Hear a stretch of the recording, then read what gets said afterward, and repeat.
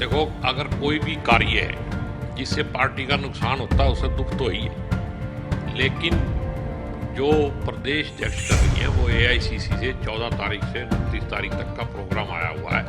उस जन जागरण अभियान के माध्यम से वो अपने कार्यक्रम कर रही है, और जो ये विपक्ष आपके समक्ष है ये सीएलपी नेता का अलग प्रोग्राम है।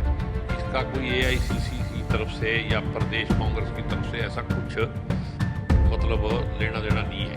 ये वो मतलब अपनी ताकत दिखाने के लिए ये काम किया जा रहा है और करना चाहिए, इससे भी पार्टी मजबूत होगी। तो आला कमान को चाहिए कि तुरंत प्रभाव से संगठन बनाए और क्लियर विजन से पार्टी को आगे बढ़ाए। पार्टी हरियाणा में मजबूत है। केसरी में आप सबका स्वागत है। मैं हूं चंद्रशेखर धरनी। कांग्रेस के विधायक शमशेर सिंह गोगी हमारे साथ मौजूद हैं, चर्चा करेंगे इनसे। गोगी जी, स्वागत है आपका पंजाब केसरी में। धन्यवाद, सभी दर्शकों का बहुत बहुत धन्यवाद। गोगी जी, आज कांग्रेस विधायक दल की मीटिंग थी। नेता प्रतिपक्ष चौधरी भूपिंदर सिंह हुड्डा ने ये मीटिंग ली। उसमें कितने विधायक मौजूद थे, कितने नहीं आए? मेरे ख्याल में 24-25 लोग थे, और कुछ हो सकता है किसी कारणवश ना आए हो, लेकिन लगभग सारे ही थे।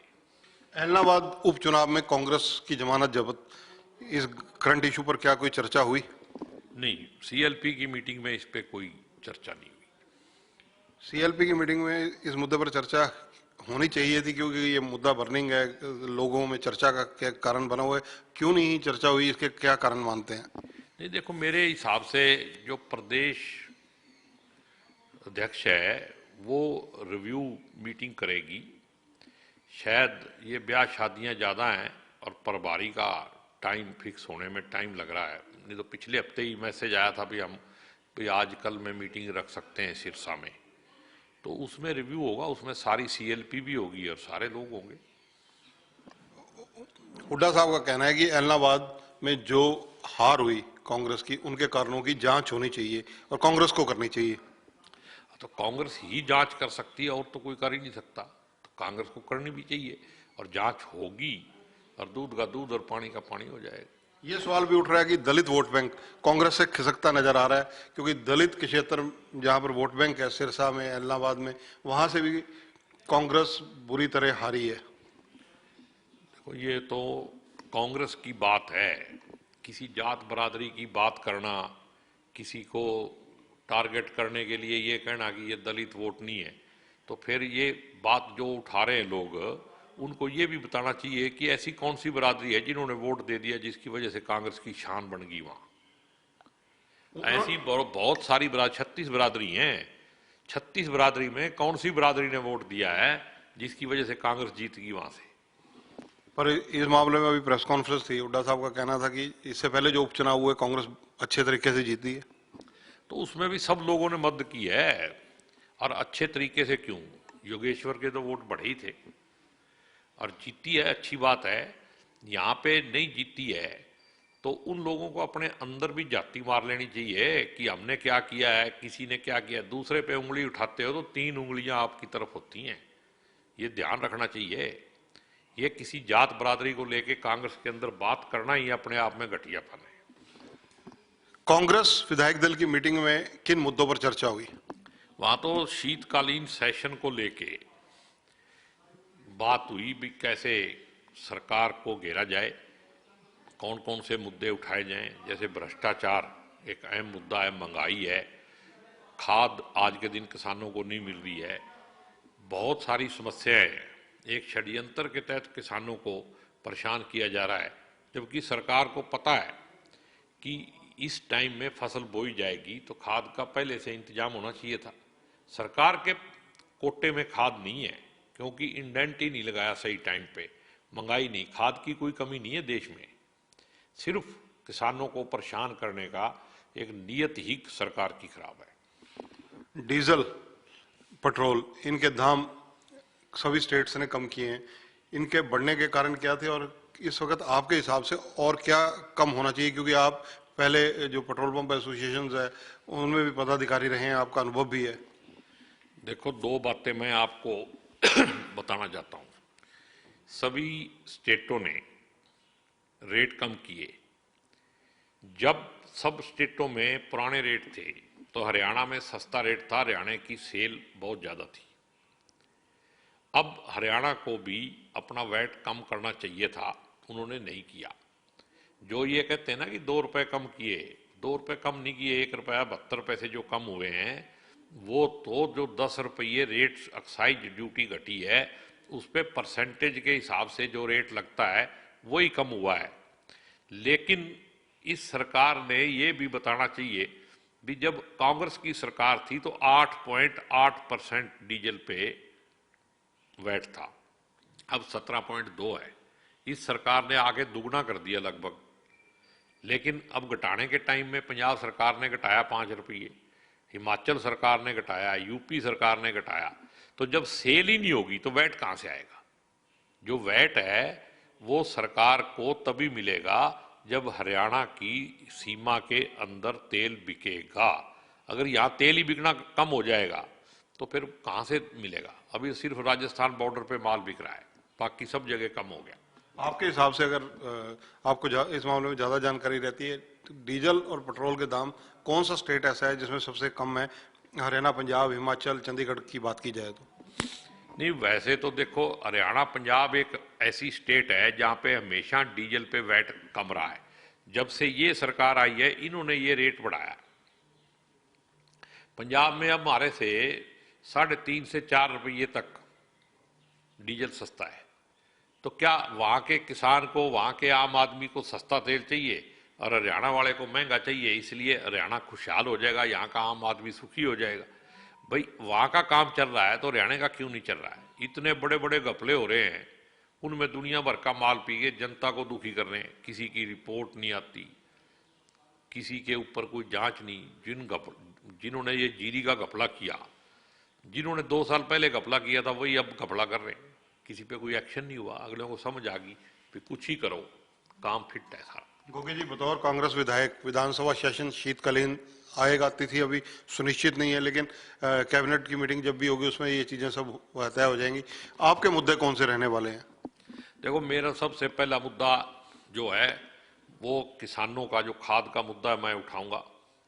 जैसे महंगाई का ये वैट का मुद्दा भी उठाने की कोशिश करूंगा। अब इसको कम करो, लोगों को राहत दो, क्योंकि डीजल जो है ये हर आदमी का, गरीब से गरीब आदमी को अफेक्ट करता है।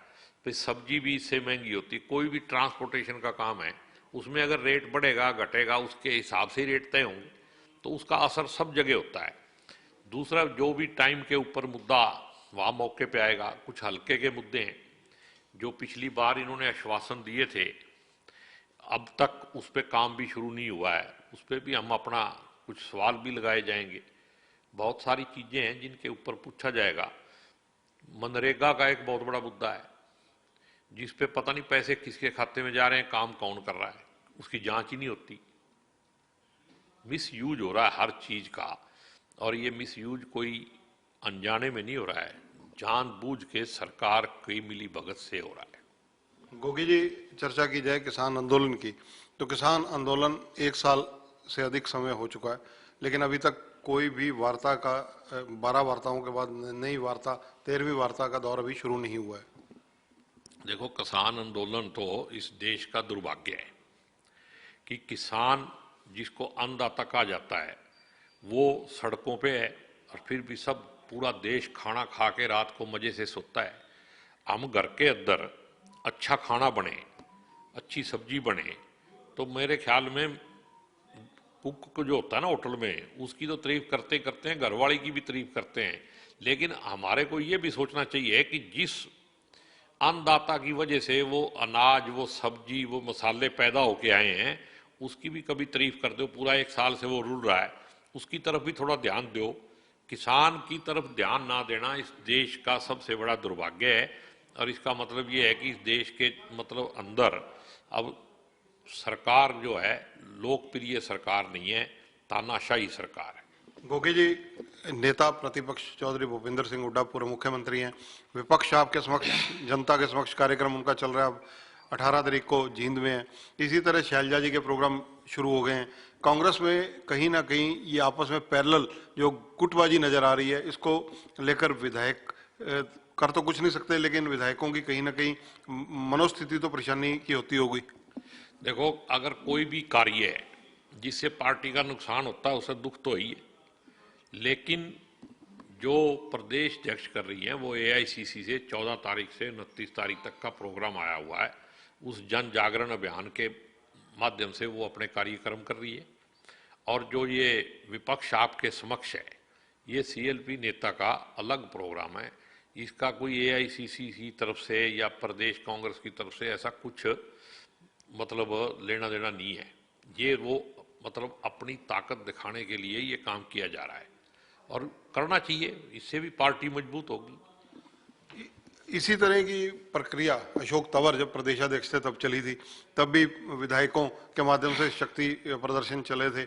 कहीं ना कहीं आज जो स्थिति कांग्रेस की है, सत्ता से दूर है कांग्रेस, उसमें कहीं ना कहीं परिस्थितियां भी रही। देखो ऐसे है ना, हालात ये हैं भाई, उस समय कांग्रेस की क्या हालत हुई, अगर उससे सबक लिया जाए तो मिल के चलना चाहिए। अगर सबक नहीं लिया जाएगा तो ये समय और जनता बहुत पावरफुल है, वो आने वाले समय में सबक सिखा देगी। गोगी जी, आला कमान कांग्रेस की यानी राष्ट्रीय नेतृत्व इस मामले में मौन क्यों है? देखो, आला कमान को चाहिए कि तुरंत प्रभाव से संगठन बनाए और क्लियर विजन से पार्टी को आगे बढ़ाए। पार्टी हरियाणा में मजबूत है, आने वाले समय में सरकार भी बनेगी, सब कुछ होगा। लेकिन इस सब के बावजूद अगर हाई कमांड संगठन ही नहीं बनाती तो पार्टी कहीं ना कहीं कमजोरी शो होती है। पार्टी के अंदर जो है आपस में जो ये संघर्ष चल रहा है ना, वो भी बढ़ता जाता है। अगर एक बार संगठन बन जाएगा तो ऑटोमेटिकली बहुत सारी बातों को विराम हो जाएगा। एक बात मैं आपके माध्यम से और कहना चाहता हूं कि बड़ा बर्निंग मुद्दा है जिसको मैं आने वाले समय में बहुत बड़ी चुनौती मानता हूं कि जिस तरीके से मोदी सरकार ऑर्डिनेंस ला के पहले भी कई काम किए, जैसे कृषि कानून भी आए थे तो ऑर्डिनेंस के माध्यम से आए थे, और भी बहुत सारे कानून इस लोकतंत्र के मंदिर में बैठ के लोकतांत्रिक काम करने का काम कर रही है। हर काम ऑर्डिनेंस के थ्रू ही होगा। ऐसी क्या मजबूरी है सरकार की कि ईडी और सीबीआई के डायरेक्टर को 5 साल का कार्यकाल दिया जाए? ऐसे कौन से घपले, ऐसे कौन से बड़े बड़े मतलब ऐसा देश विरोधी कौन सा काम कर दिया जिसको मतलब छुपा के रखना जरूरी है? अगर वो हट गए तो कहीं वो बोल ना पड़े। और इससे मेरे को जो सबसे बड़ा खतरा लगता है कि कहीं कोई ऐसा ऑर्डिनेंस ना आ जाए। इस देश को जागरूक होना पड़ेगा, अंधभक्तों को भी बाहर आना पड़ेगा कि ये मोदी जी पुतिन की तरह अपने आप को मतलब आजीवन प्रधानमंत्री घोषित ना कर दें। ऐसा ऑर्डिनेंस आने का भी खतरा है जिस रास्ते पे ये सरकार चल रही है। गोगी जी, कांग्रेस संगठन 2 साल हो गए कुमारी शैलजा को अध्यक्षा बने, आज तक नहीं बन पाया। देखो, मैं तो इसको दुर्भाग्यपूर्ण कहूंगा, बनना चाहिए। और हाई कमांड से मैं अपील करता हूं कि किसी भी तरह के सोच विचार छोड़ के संगठन बनना चाहिए। किसी को भी बनाओ, कोई जरूरी नहीं है। अगर कोई भाई सबको मिलजुल के सबको साथ लेके बनाना चाहिए संगठन। और बिना संगठन के कांग्रेस जो है वो अधूरी रहती है, पूरी नहीं होती। और संगठन होगा तो कांग्रेस को कोई हिला नहीं सकता। हरियाणा में कांग्रेस की चढ़ती कड़ा रहेगी और कांग्रेस मजबूत भी है, आगे भी मजबूत होगी। जो अड़चने हैं उनको दूर करना चाहिए और हाई कमांड को सख्त रवैया अपनाना चाहिए। हरियाणा जो है ये पूरे देश को दिशा देगा, दशा भी बदलेगा और दिशा भी देगा। धन्यवाद। तो ये हैं शमशेर सिंह गोगी, असंध से विधायक हैं, कांग्रेस के विधायक हैं। इनका कहना है कि कांग्रेस संगठन को मजबूत बनाना चाहिए, क्योंकि जब तक संगठन नहीं बनेगा और मजबूत नहीं बनेगा तब तक कांग्रेस हरियाणा में वापसी कैसे करेगी, ये बिल्कुल ज्वलंत सवाल है। इनका कहना है कि पुराने जो सबक हैं, चाहे वो पूर्व प्रदेशाध्यक्ष के कार्यकाल का इशारों में ये संकेत दे रहे हो, कहीं ना कहीं उनसे सबक लेने की जरूरत है। क्योंकि जिस प्रकार से हरियाणा की कांग्रेस की परिस्थितियां आज की डेट में, नेता प्रतिपक्ष और उनके अलावा कांग्रेस प्रदेश अध्यक्ष, इनकी पैरेलल कार्रवाइयां चल रही हैं, उसको लेकर ये गंभीर और चिंतित नजर आते हैं। शमशेर सिंह गोगी का ये भी कहना है कि ऐलनाबाद चुनाव परिणाम को लेकर विधायक दल की मीटिंग के अंदर कोई भी चर्चा, किसी तरह का मुद्दा उठा ही नहीं। कैमरामैन संजय सिंह के साथ चंद्रशेखर धरनी, पंजाब केसरी टीवी, चंडीगढ़। हमसे जुड़े रहने के लिए हमारे YouTube चैनल को सब्सक्राइब करें और नई वीडियो की नोटिफिकेशन के लिए बेल आइकॉन को दबाएं। अगर आप ये वीडियो Facebook पर देख रहे हैं तो लाइक जरूर करें और ज्यादा से ज्यादा शेयर करें। धन्यवाद।